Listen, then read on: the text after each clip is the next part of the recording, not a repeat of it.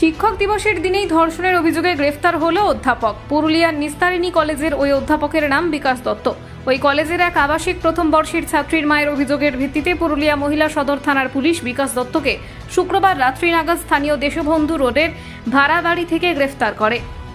বৃহস্পতিবার পুরুলিয়া জেলা আদালতে তাকে তোলা হলে জেল হেফাজত হয় তার। জানা গিয়েছে, ওই অধ্যাপকের বিরুদ্ধে যৌন অপরাধ বিরোধী শিশু সুরক্ষা আইনে মামলা রুজু করা হয়েছে। জেলা পুলিশ সুপার অভিজিৎ ব্যানার্জি জানান, পুরুলিয়া শহরের একটি মহিলা কলেজের অধ্যাপকের বিরুদ্ধে শ্লীলতাহানির অভিযোগ হয়। অভিযোগের ভিত্তিতে তাকে আমরা গ্রেফতার করি। আজ পুরুলিয়া জেলা আদালতে তোলা হয় তাকে। ওই ছাত্রীর গোপন জবানবন্দি করা হয়। এই ঘটনায় আলোড়ন পড়ে গিয়েছে শিক্ষক মহলে।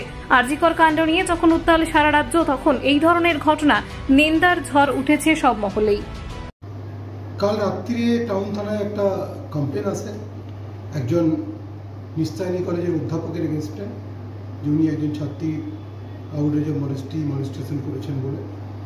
আমরা তৎক্ষণাৎ প্রপার সেকশন অফ লতে কেস স্টার্ট করি এবং ওনাকে অ্যারেস্ট করি। আজকে ওই ছাত্রীকে আমরা পাঠিয়েছি তার জুডিশিয়াল স্টেটমেন্ট রেকর্ড করার জন্য ইনভেস্টিগেশন চলছে।